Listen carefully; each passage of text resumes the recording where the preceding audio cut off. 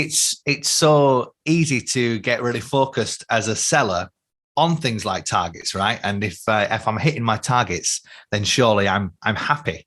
But I really want to pick up on what you said there about taking care of your mind, right?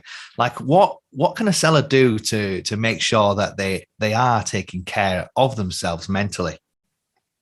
Yeah, I think there's a few things. I think I often use an analogy which is called the stress container. So it's imagining everyone's got a different container, and your container will grow over time as you become more resilient to things.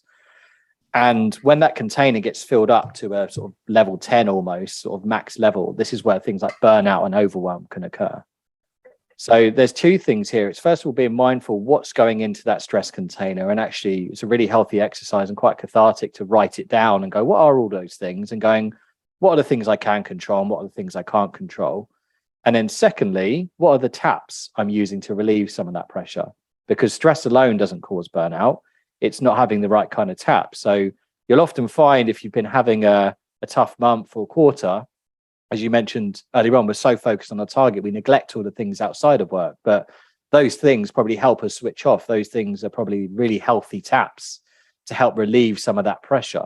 So I think it's really important to think about what's going in. And secondly, what are your taps and how are you proactively and reactively building them into your week and going, have I got them in there? Just like I've got enough time to allocate to make calls, send emails, planning my week. How am I planning my mental well-being around it?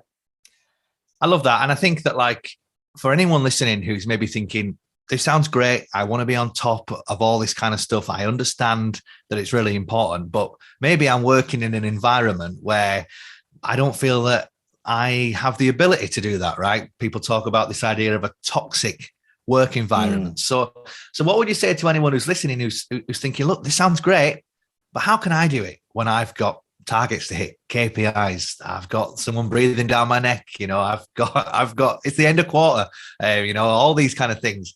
What would your advice be to anyone in that kind of environment? Yeah, well, I think first of all, it's thinking about, of course, again, coming down to what you can and can't control is if you are in that kind of environment, you probably can't control a lot of that. And that doesn't mean you should accept it, but it's understanding and it's obviously making a decision. Is this something I want to accept? Because, of course, toxic environments in the long run aren't healthy for you. So I'm not saying everyone here listening to this go and quit your jobs, but I am saying, have a reflection. Anyone listening to this who does run a company and is thinking about it is knowing the importance of it. But I think if it is something you can't control and you're actually like, I want to stick with this, is still thinking, well, what can I do outside of work? How can I take control of it versus expecting my company to do so? So on the weekends and evenings, how do I create those taps for myself when I'm not working to relieve some of that pressure? But I think when it comes to that environment, it is a really big, important question to ask yourself.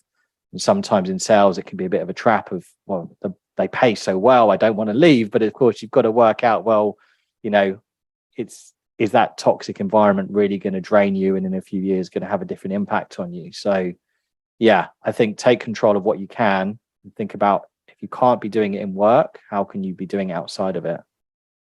Fantastic. Yeah, it's a great tip. And I think a lot of people listening will be like, look, I know that I can maybe do more outside of my work environment to make sure that I'm on top of all this kind of stuff.